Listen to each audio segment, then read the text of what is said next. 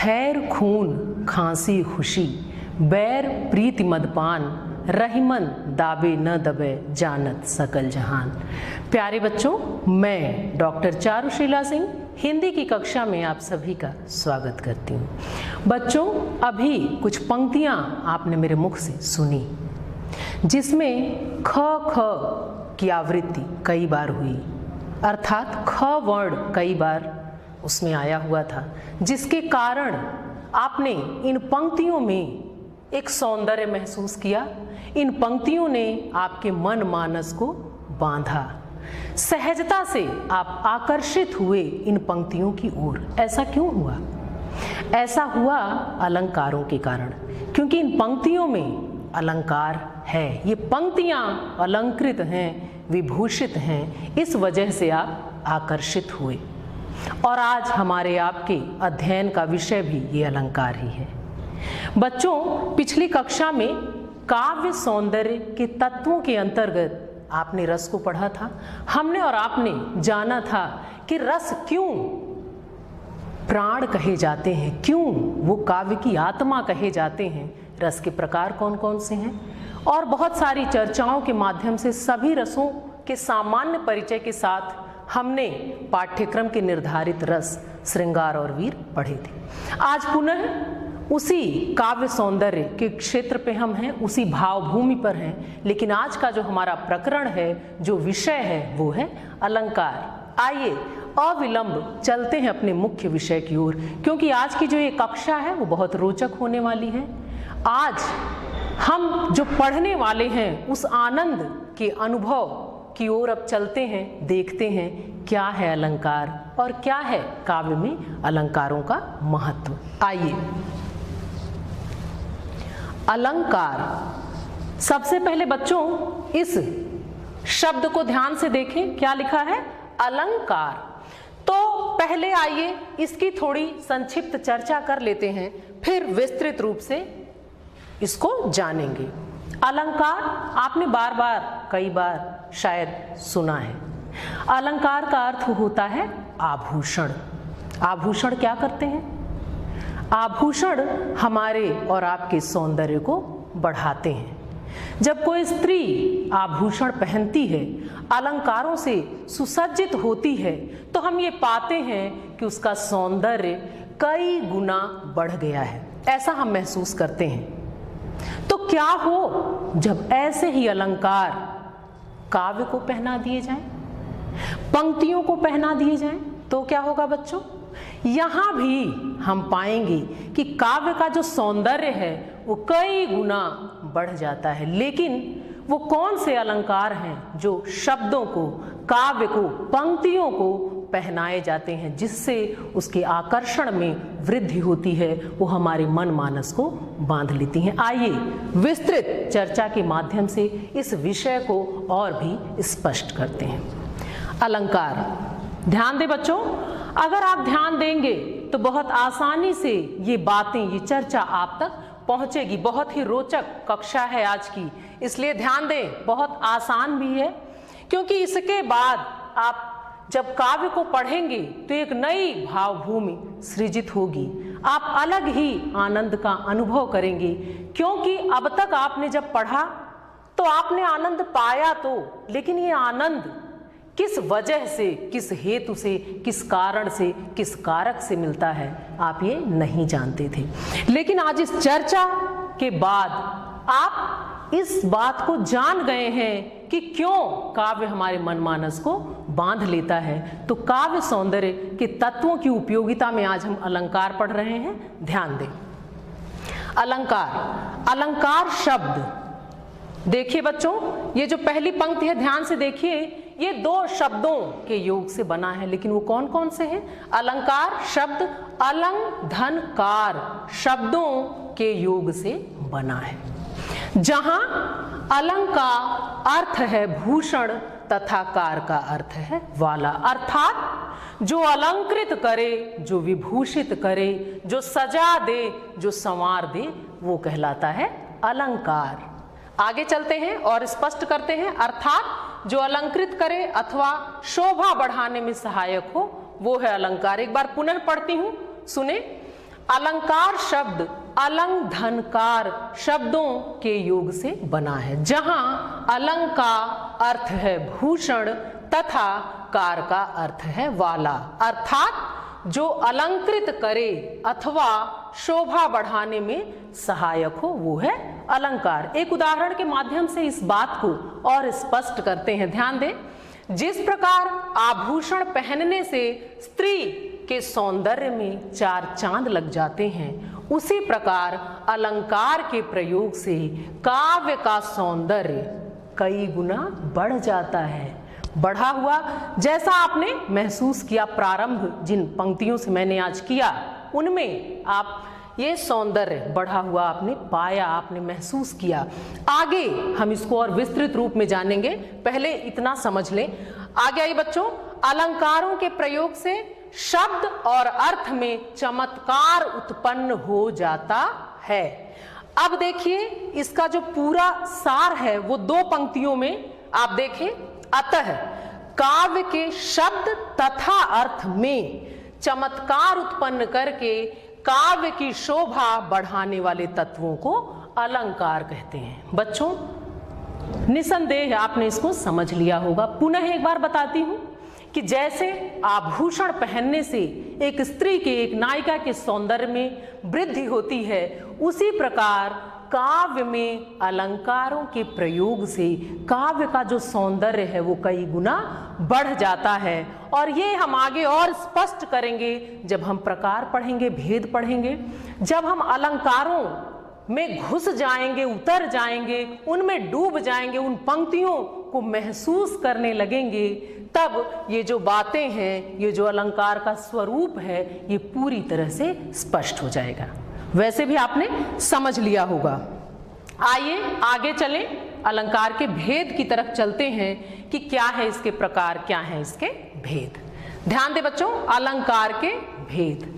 अलंकार ये कितने प्रकार का होता है? वैसे तो बहुत सारे हैं, लेकिन पहले मुख्य की तरफ चलते हैं, फिर वो आगे बढ़ते जाएंगे। अलंकार के भेद, अलंकारों के दो भेद होते हैं। मुख्य रूप से ये दो रूपों में हमारे और आपके समक्ष आता है। इसको हम दो रूपों में देखते हैं, पाते हैं, पढ़ते हैं, जानते हैं और समझते हैं। कौन से है वो? शब्दालंकार और दूसरा है अर्थालंकार। बच्चों ध्यान से देखें, क्योंकि नाम में भी निहित रहते हैं अर्थ, इसलिए बहुत ज्यादा ध्यान देने की आवश्यकता है और बहुत सरलता, बहुत सहजता से ये आप तक पहुंच रही होंगी और पहुंचेंगी भी। ध्यान दें, शब्दालंकार अर्थात जहां, थोड़ी चर्चा कर ले इन पे। शब्दालंकार अर्थात जहां काव्य में शब्दों के कारण हम चमत्कार, सौंदर्य महसूस करते हैं, वहां शब्दालंकार होता है। लेकिन जहां हम पंक्तियों में अर्थों के कारण चमत्कार महसूस करते हैं, सौंदर्य पाते हैं, पढ़ते हुए जो ये हम महसूस करते हैं, तो जहां अर्थों के कारण हुआ वहां अर्थालंकार। अब आप समझ गए होंगे, एक बार पुनः देखें अलंकार के भेद। अलंकार के कितने भेद होते हैं? मुख्य रूप से बच्चों दो। कौन कौन से? शब्दालंकार और अर्थालंकार। संक्षिप्त रूप में इनको पुनः, शब्दालंकार अर्थात जहां काव्य में शब्दों के कारण चमत्कार उत्पन्न होता है वहां शब्दालंकार। जहां काव्य में अर्थों के कारण सौंदर्यानुभूति होती है, आलंकारिकता महसूस होती है, चमत्कार उत्पन्न होता है, वहां अर्थालंकार। इतना हमने समझ लिया। अब बच्चों जान लें, आपको ये जो पहला है यही आपके पाठ्यक्रम में निर्धारित है। इसमें भी कुछ ही पढ़ने हैं। आइए देखते हैं आपके लिए क्या क्या निर्धारित है और आगे चलते हैं और इस चर्चा को और भी विस्तृत रूप में करते हैं, समझते हैं, क्योंकि इस चर्चा के बाद काव्य एक और मोहक रूप में, नवीन रूप में आपके मन मानस में पैठ बनाने वाला है। क्योंकि अब आप इससे परिचित हो जाएंगे, तब जब आप पंक्तियों को पढ़ेंगे तो जो लालित्य, जो मधुरिमा आप महसूस करेंगे, तो अब आपको पता है कि ये क्यों हो रहा है, क्योंकि आपने रस पढ़ लिया। आज आप अलंकार पढ़ रहे हैं, फिर पुनः इसी तरह छंद पढ़ेंगे।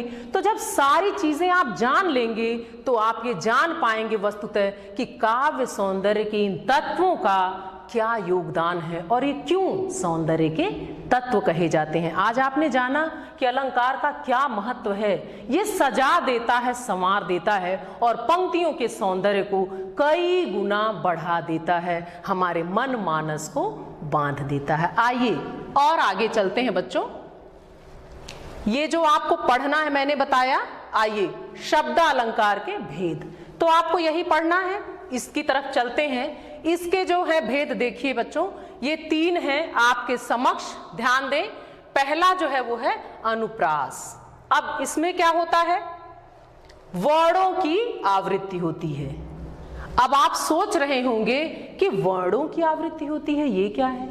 बच्चों ध्यान दें पहले कि शब्दालंकार के 3 भेद हैं, अनुप्रास, यमक और श्लेष। लेकिन ये जो कोष्ठक में आपके समक्ष हैं, ये संक्षिप्त रूप में मैंने यहाँ प्रदर्शित किया है, आपको बताया है। आगे विस्तृत चर्चा इनकी मैं करूंगी, लेकिन संक्षिप्त रूप से एक बार यहाँ देख लें कि पहला क्या है शब्दालंकार के भेद में, अनुप्रास। इसमें क्या होता है कि वर्णों की आवृत्ति होती है, इसकी विस्तृत चर्चा हम आगे अभी करेंगे। दूसरा है यमक। यहाँ क्या होता है, यहाँ शब्दों की आवृत्ति होती है, इसकी भी चर्चा हम आगे विस्तृत रूप में अभी करेंगे। श्लेष, इसमें क्या है, एक शब्द के कई अर्थ। तो ये जो आप देख रहे हैं कोष्टक में, ये सिर्फ आपके ज्ञान को स्थायी बनाने के लिए, सहजता से बात आप तक पहुंचने के लिए एक संक्षिप्त रूप में मैंने यहाँ लिख दिया है। क्योंकि बच्चों आप सभी जानते हैं कि किसी भी बात को, किसी भी चर्चा को, किसी भी प्रसंग को, किसी भी पंक्ति को, किसी भी कविता को हम बार बार और जितनी बार पढ़ते हैं, दोहराते हैं, अभ्यास करते हैं, वो स्थायी होता है। कहा भी गया है, करत करत अभ्यास ते जड़मति हुए सुजान। तो आप ये जानते हैं कि अभ्यास के महत्व को नकारा नहीं जा सकता। तो बार बार जितनी बार ये बातें आपके समक्ष आएंगी, आपका जो ज्ञान है वो उतना ही पक्का होगा, उतना स्थायी हो जाएगा। इसलिए आगे अब हम इन्हीं की विस्तृत चर्चा करेंगे। आइए आगे चलते हैं और देखते हैं कि क्या है। बहुत आसान है बच्चों और आपको बहुत अच्छा लग रहा होगा, तो मन से जुड़े और देखें। पहला अलंकार अनुप्रास अलंकार, जो अभी आपने संक्षिप्त रूप में पढ़ा, अब इसको विस्तृत रूप में हम देख रहे हैं, अनुप्रास अलंकार। आइए देखें इसमें क्या है, क्या है इसकी परिभाषा, किसको कहते हैं अनुप्रास। देखें परिभाषा, काव्य में जहां समान व्यंजन वर्णों अक्षरों, बच्चों देखें ये कोष्टक में इसलिए लिख दिया गया है ताकि बात जो है वो और भी ज्यादा स्पष्ट हो जाए। तो यहाँ इसलिए लिखा है, आप देखें वर्ण कहें या अक्षर, बात एक ही है, बस ये समझाने के लिए लिखा हुआ है। ध्यान दीजिएगा, काव्य में जहां समान व्यंजन वर्णों की आवृत्ति हो, चाहे उनके स्वर मिलें या न मिलें, वहां अनुप्रास अलंकार होता है। ध्यान दे बच्चों, बात समझ में आ रही है। पुनः एक बार पढ़ देती हूं, सुने परिभाषा। काव्य में जहां समान व्यंजन वर्णों की आवृत्ति हो, चाहे उनके स्वर मिलें या न मिलें, वहां अनुप्रास अलंकार होता है। तो कैसे जाने कि वहां अनुप्रास अलंकार होता है जहां ऐसा पाया जाता है। आइए एक उदाहरण लेते हैं और इस बात को स्पष्ट करते हैं। उदाहरण, तरन तनुजा तट तमाल तरुवर बहुछाए। बच्चों ध्यान दीजिए, तरन तनुजा तट तमाल तरुवर बहुछाए। अभी आपने पढ़ा काव्य में जहां समान व्यंजन वर्णों की आवृत्ति, आवृत्ति मतलब आना, बार बार आना। तो आप देखिए समान व्यंजन वर्ण है, त त त त त, बार बार आए हैं। यही आपने पढ़ा कि जहां समान व्यंजन वर्णों की आवृत्ति हो, चाहे उनके स्वर मिले या ना मिले, वहां अनुप्रास होता है। तो आप देख रहे हैं कि समान व्यंजन वर्ण की आवृत्ति यहां हुई है, भले उनके स्वर मिले या ना, तो यहां अनुप्रास अलंकार है। स्पष्टीकरण के माध्यम से इसको और स्पष्ट करती हूं। ध्यान दें, इस काव्यांश में, ये जो काव्य का अंश है, इस काव्यांश में तो वर्ण की आवृत्ति कई बार हुई है, अतः यहां अनुप्रास अलंकार है। बच्चों आपने ये समझ लिया, ये एक उदाहरण यहां था आपके समक्ष। आइए कुछ अन्य उदाहरण लेते हैं। आप स्वयं से भी प्रयास करिएगा, क्योंकि अब इस आनंद को आप महसूस करने लगे हैं और जब स्वयं हम कोई काम करते हैं तो हमारा आनंद भी कई गुना बढ़ जाता है। अब आप इससे परिचित हो गए हैं, इसलिए कुछ उदाहरण लीजिएगा, मैं स्वयं से कुछ दे रही हूं। एक यहाँ है, एक और लेते हैं। रघुपति राघव राजा राम। इस पंक्ति में र की आवृत्ति बार बार हुई है, यानी कई बार र वर्ण आया है, इसलिए इसमें भी अनुप्रास अलंकार है। आइए एक और उदाहरण की चर्चा करते हैं।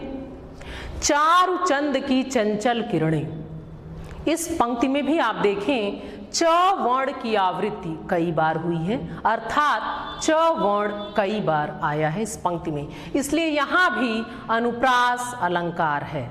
बच्चों, आप जानते हैं कि इन बातों को दूसरे ढंग से, यानी बहुत सरल सहज तरीके से किसी और भी ढंग से कहा जा सकता था और वो बात हम तक पहुंचती, लेकिन तब ये बातें इतने सम्मोहन के साथ हम तक नहीं आती। जैसे हम कह सकते थे कि चंद्रमा की चंचल किरणें पृथ्वी पर फैली, लेकिन कवि ने कहा चारु चंद की चंचल किरणें। क्यों इस तरह कहा? अब आप स्वयं देखें कि बात कितनी सामान्य सी है, लेकिन अलंकृत होने के बाद, अलंकारों के प्रयोग से इन पंक्तियों का सौंदर्य कितना बढ़ गया है और इस सौंदर्यानुभूति के कारण हम बहुत ही आसानी से ग्राह्य कर लेते हैं। ये पंक्तियां हमारे स्मृति पटल पर बहुत जल्दी और बड़ी ही सहजता से अंकित हो जाती हैं। ये है अलंकारों की उपयोगिता। इसके कारण ही हम इस सौंदर्य को बढ़ा हुआ महसूस करते हैं। बच्चों, तो आपने निसंदेह समझ लिया होगा अनुप्रास अलंकार क्या है। आइए आगे के अलंकारों की चर्चा की तरफ बढ़ते हैं, क्योंकि इसको आपने भली प्रकार से समझ लिया है। जो दूसरा अलंकार था हमारा वो क्या है? आइए चलते हैं। यमक अलंकार। बच्चों ध्यान दीजिएगा, यमक अलंकार ये आपका दूसरा था। अब इसका क्या अर्थ होता है ध्यान दें। पहले शाब्दिक अर्थ की ओर चलते हैं। यमक का अर्थ युग्म या जोड़ा। बच्चों ध्यान दीजिए कि यमक का अर्थ ही होता है युग्म या जोड़ा। अब आइए परिभाषा देखें क्या है इसमें। जहां एक ही शब्द बार बार आता है, ध्यान दीजिएगा, जहां एक ही शब्द बार बार आता है और भिन्न भिन्न अर्थ रखता है। ध्यान दीजिएगा कि शब्द एक हो लेकिन उनके अर्थ भिन्न भिन्न हो। जहां एक ही शब्द बार बार आता है, मतलब जो शब्द है वो एक ही हो लेकिन वो कई बार आया हो, पर उनके जो अर्थ हैं वो अलग अलग हो। आप सोचे बच्चों, शब्द वही है पर उनके अर्थ अलग अलग हैं, और तब क्या होता है, वहां यमक अलंकार होता है। अब इस बात को इससे जोड़िए जो शाब्दिक अर्थ हमने पढ़ा था कि यमक का अर्थ ही है युग्म या जोड़ा। मतलब कि जोड़े में वो शब्द तो होगा लेकिन जोड़े के उस शब्द जो आएंगे उनके अर्थों में बहुत ही भिन्नता होगी, बिल्कुल विपरीत अर्थ रखेंगे तो वहां पर यमक अलंकार होगा। एक बार पुनः पढ़ती हूं, सुने परिभाषा। जहां एक ही शब्द बार बार आता है और भिन्न भिन्न अर्थ रखता है वहां यमक अलंकार होता है। उदाहरण के माध्यम से इस बात को स्पष्ट करते हैं कि क्या ऐसा होता है, और ऐसा होता है तो कैसे होता है। आइए उदाहरण के माध्यम से समझे। ध्यान दीजिए बच्चों इन पंक्तियों पर। कनक कनकते 100 गुनी मादकता अधिकाय, या पाए बौराए जग वा खाए बौराए। अब देखें कनक कनक, जैसा आपने पढ़ा कि यमक का अर्थ ही होता है युग्म या जोड़ा, तो आप देखें ये युग्म है, ये जोड़ा है, कनक कनक। लेकिन आपने परिभाषा में पढ़ा कि एक ही शब्द बार बार आता है और भिन्न भिन्न अर्थ रखता है। तो अब आप देखें कि क्या इनके अर्थ भिन्न हैं? हाँ, इनके अर्थ भिन्न हैं। आपने पढ़ा कनक कनकते 100 गुनी मादकता अधिकाय, या पाए बौराए जग वा खाए बौराए। तो जो ये पहला कनक आया है, स्पष्टीकरण में आइए देखते हैं कि ये जो पहला कनक है उसका स्पष्टीकरण देखें बच्चों। उक्त दोहे में कनक शब्द की आवृत्ति है, मतलब वो आया है 2 बार। पहले कनक का अर्थ सोना अर्थात स्वर्ण, और दूसरे कनक का अर्थ होता है धतूरा। धतूरा क्या होता है? एक मादक पदार्थ होता है। अतः यहाँ यमक अलंकार होगा। पुनः मैं पढ़ूंगी, पुनः समझाऊंगी, आप समझ लेंगे। बच्चों, आपने अभी पढ़ा, अभी समझा, अभी जाना, अभी पाया कि यहाँ कनक कनक 2 बार आया है, पर ये युग्म है, ये जोड़े में है, और 2 बार आकर भी ये भिन्न अर्थ रखता है। पहले कनक का अर्थ है सोना, स्वर्ण, और दूसरे कनक का अर्थ है धतूरा, जो एक मादक पदार्थ होता है, एक नशीला पदार्थ होता है।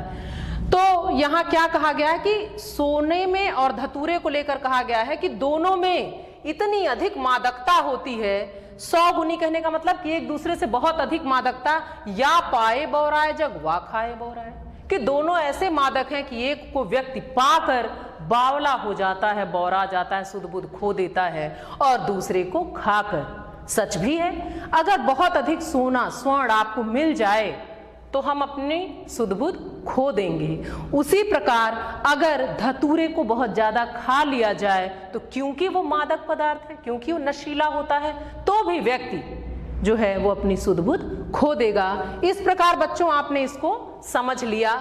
आइए कुछ अन्य भी उदाहरण हम लेते हैं और अन्य उदाहरणों के माध्यम से भी इस बात को और अधिक स्पष्ट करते हैं। एक उदाहरण आपने जाना, आइए कुछ अन्य उदाहरण। बार बार कह रही हूं, आप स्वयं से भी कुछ उदाहरण अवश्य ढूंढें, आपको बहुत अच्छा लगेगा, क्योंकि अब आप समझ गए हैं तो बहुत आनंद आएगा। आइए एक उदाहरण यमक अलंकार के लिए पुनः लें। एक पंक्ति है, काली घटा का घमंड घटा। बच्चों ध्यान दीजिएगा, यहाँ घटा शब्द 2 बार आया, काली घटा का घमंड घटा।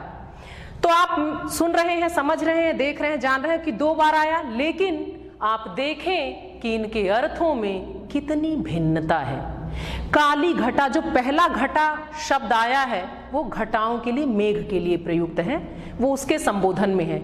लेकिन जो दूसरा घटा आया वो मात्रा का सूचक है। वहां कहा, इस पूरी पंक्ति का अर्थ है कि जो काली घटाएं हैं उनका जो घमंड है वो घट गया, यानी कम हो गया। तो आप यहाँ घटा घटा शब्द को ही लें कि दोनों के अर्थों में कितनी भिन्नता है। एक मेघ के लिए प्रयुक्त है और दूसरा कम होने के लिए, मात्रा के लिए। चलिए एक और उदाहरण लेती हूं, अपने सामान्य परिवेश से भी लेते हैं। एक दोहे की एक पंक्ति है, दई दई क्यों करत है, दई दई सु कबूल। बच्चों, ईश्वर के बहुत सारे संबोधन हैं, भगवान को हम विभिन्न नामों से जानते हैं। उसमें एक दई शब्द भी है जो ग्रामीण अंचल में, ग्रामीण परिवेश में ज्यादा पाया जाता है। अक्सर परेशान होकर कुछ लोग कहते हैं, अरे दई बाबा। तो यहाँ अभी आपने जो पंक्ति सुनी, दई दई क्यों करत है, दई दई सु कबूल। तो जो पहला दई दई आया वो भगवान के लिए प्रयुक्त है, और जो दूसरा दई दई आया वो दे दिया। दोनों के अर्थों में देखें, एक कि क्यों भगवान भगवान कर रहे हो, जो उन्होंने दे दिया उसको कबूल कर लो, उसको स्वीकार कर लो। यही इन पंक्तियों का अर्थ है। आइए और आगे बढ़ते हैं और अगले अलंकार की तरफ चलते हैं, देखते हैं कि इसमें क्या है। तीसरा जो है वो है श्लेष अलंकार। श्लेष का शाब्दिक अर्थ चिपका हुआ। परिभाषा देखिए, परिभाषा में चलते हैं। जहां पर एक ही शब्द के एक से अधिक अर्थ होते हैं वहां श्लेष अलंकार होता है। ध्यान दीजिएगा बच्चों, क्योंकि आपने पहले ही पढ़ लिया, शाब्दिक अर्थ जो था वो है चिपका हुआ, मतलब एक शब्द में कई सारे अर्थ निहित होंगे, जो आप परिभाषा को पढ़ते हुए समझ रहे हैं। पुनः परिभाषा पढ़ती हूं, ध्यान दें। जहां पर एक ही शब्द के एक से अधिक अर्थ होते हैं वहां श्लेष अलंकार होता है। उदाहरण देखें, एक उदाहरण के माध्यम से इस बात को स्पष्ट करते हैं। कौन सा? ध्यान दें। चरण धरत चिंता करत, चितवत चारों ओर, सुबरन को खोजत फिरत, कवि व्यभिचारी चोर। ध्यान दीजिएगा बच्चों, स्पष्टीकरण में देखें। उक्त दोहे में सुबरन शब्द के एक से अधिक अर्थ हैं। ध्यान दें, उक्त दोहे में सुबरन शब्द के एक से अधिक कई अर्थ हैं। और कैसे, इसको स्पष्ट करती हूं, ध्यान दें। यथा मतलब जैसे, समझें बच्चों, पूरी तरह ध्यान दें, बहुत आसान है। और अगर आपने मन से सुन लिया, मनन कर लिया, तो आजीवन ये आपको भूलने वाली नहीं है। तो देखें, ये जो उदाहरण था, चरण धरत चिंता करत चितवत चारि ओर सुबरन को खोजत फिरत कवि व्यभिचारी चोर। तो इसमें आपने देखा कि उक्त दोहे में सुबरन शब्द के एक से अधिक अर्थ हैं। कैसे, आइए देखते हैं। यथा, जैसे कवि, यहां देखिए कवि व्यभिचारी और चोर, शब्द कितना है, एक, सुबरन, और कवि व्यभिचारी और चोर, इन तीनों के संदर्भ में ये तीन तरह का अर्थ रखता है। कैसे, कवि सुबरन अर्थात सुवर्ण सुंदर अक्षर, एक कवि की जो तलाश होती है बच्चों, क्योंकि वो मनहर कविताओं के माध्यम से, सृजन के माध्यम से लोगों तक पहुंचने का प्रयास करते हैं, संदेश देते हैं। तो यहाँ कवि के लिए सुबरन अर्थात सुवर्ण सुंदर अक्षर, लेकिन जब व्यभिचारी एक बुरे मनुष्य के संदर्भ में देखेंगे तो सुबरन अर्थात सुंदर स्त्री। और आगे चलें, जब चोर के संदर्भ में हम देखते हैं सुबरन अर्थात स्वर्ण सोना। तो आपने पाया, ये देखें परिभाषा में फिर चलें, जहां पर एक ही शब्द के एक से अधिक अर्थ होते हैं वहां श्लेष अलंकार होता है। आपने पाया कि शब्द एक था सुबरन, और कवि व्यभिचारी और चोर तीनों के संदर्भ में बिल्कुल अलग। कवि के लिए सुवर्ण यानी सुंदर अक्षर, व्यभिचारी के लिए सुबरन अर्थात सुंदर स्त्री, चोर के लिए सुबरन अर्थात स्वर्ण। यहाँ सुबरन के कई अर्थ निकल रहे हैं, इसलिए यहाँ श्लेष अलंकार है। एक और उदाहरण पे चर्चा कर लेते हैं। रहीमन पानी राखिए बिन पानी सब सून, पानी गए न उबरे मोती मानुस चून। यहाँ एक शब्द आया है पानी, है तो एक, लेकिन जैसा कि अभी आपने पढ़ा कि वो कई अर्थ रखता है, तो मोती मानुस और चून तीनों के संदर्भ में अलग अर्थ है। क्या है, जब हम मोती के संदर्भ में पानी को देखते हैं तो वो सौंदर्य और चमक का प्रतीक है। जब मनुष्य के संदर्भ में पानी को लेते हैं तो मान सम्मान और प्रतिष्ठा का प्रतीक है। जब हम चूने के संदर्भ में देखते हैं बच्चों, तब वहां क्या होता है, वो सामान्य जो जल जो पानी होता है चूने में मिलाने वाला, वहां। आइए अब चलते हैं अपने अभीष्ट की ओर, क्योंकि आपने इस सारी चर्चा को बहुत मन से, बहुत अच्छे से सुन लिया है, समझ लिया है, जान लिया है, अपने मन मानस में उतार लिया है। इसलिए अब अपने आखिरी पड़ाव की ओर चलते हैं, आंतरिक मूल्यांकन। बच्चों, हम सभी जानते हैं कि हर विषय का, हर कार्य का कोई न कोई उद्देश्य होता है, हर पाठ का, वैसे हमारे पाठ का भी है। तो इस पड़ाव पर आकर मूल्यांकन के माध्यम से हम और आप ये जान पाते हैं कि अपने लक्ष्य में हम कितने सफल रहे हैं, हमने कितना साधा है अपने लक्ष्य को। तो कुछ बिंदुओं पर आपकी परीक्षा होनी है, जिसके माध्यम से मैं तो लूंगी, स्वयं भी आप अपनी परख कर सकते हैं। क्या है वो बिंदु, ध्यान दें। अलंकार के कितने भेद होते हैं आप जान चुके हैं कि 2 होते हैं मुख्य रूप से, आप लिख लेंगे। यमक अलंकार की परिभाषा उदाहरण सहित लिखिए। आपने बहुत सरलता और सहजता से पढ़ लिया है, जान लिया है, समझ लिया है, इसलिए आप इसको कर लेंगे। तीसरा देखिए, रघुपति राघव राजा राम, इस पंक्ति में प्रयुक्त अलंकार का नाम लिखिए। बच्चों, आप पढ़ते ही समझ गए होंगे, मैं नहीं बताऊंगी, ये आपको स्वयं से करने हैं। और आखिरी पड़ाव संप्राप्ति। हमने और आपने आज क्या पाया बच्चों? आज इस चर्चा के माध्यम से हमने ये जाना कि अलंकारों की क्या उपयोगिता है काव्य में, और क्यों ये काव्य सौंदर्य के तत्वों के अंतर्गत आते हैं। हमने जाना कि क्यों पंक्तियां हमारे मन मानस को बांध लेती हैं, क्यों कुछ रचनाएं, कुछ पंक्तियां इस तरह बांधती हैं कि वो तुरंत हमारे स्मृति पटल पर अंकित हो जाती हैं। ये योगदान है अलंकारों का। अगली कक्षा में एक नवीन चर्चा के साथ पुनः मिलूंगी। आज के लिए बस इतना ही। धन्यवाद।